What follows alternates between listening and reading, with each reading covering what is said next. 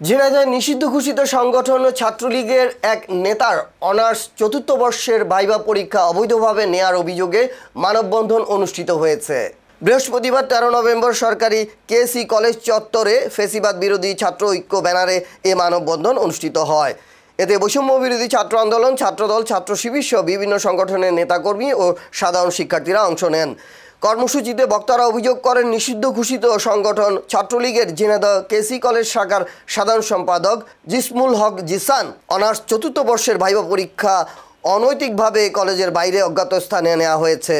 কর্মসূচিতে বক্তারা অভিযোগ করেন, নিষিদ্ধ ঘোষিত সংগঠন ছাত্রলীগের ঝিনাইদহ কেসি কলেজ শাখার সাধারণ সম্পাদক জিসমুল হক জিসানের অনার্স চতুর্থ বর্ষের ভাইবা পরীক্ষা অনৈতিকভাবে কলেজের বাইরে অজ্ঞাত স্থানে নেওয়া হয়েছে, যা সম্পূর্ণ অবৈধ বলে দাবি তাদের। বক্তারা অবিলম্বে ওই ভাইবা পরীক্ষা বাতিল ও ঘটনার সঙ্গে জড়িতদের বিরুদ্ধে প্রশাসনিক ব্যবস্থা নেওয়ার দাবিও জানানো হয় মানববন্ধনে।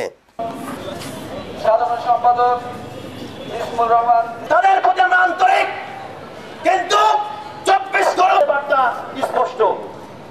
খুব দ্রুত সরকারে নিষিদ্ধ ঘোষিত সন্ত্রাসী সংগঠন বাংলাদেশ ছাত্রলীগ সরকারি কলেজ ক্যাম্পাসের শিক্ষকদের ছাত্রলীগ ক্যাম্পাসগুলোতে ফাঁসিবাদ ব্যবস্থায় বাংলাদেশের আজকের এই মানববন্ধন কর্মসূচি ছাত্রলীগ কেশবচন্দ্র কলেজের সাধারণ জুলাই গণ অভ্যুত্থানে সাধারণ শিক্ষার্থীদের কর্মসূচি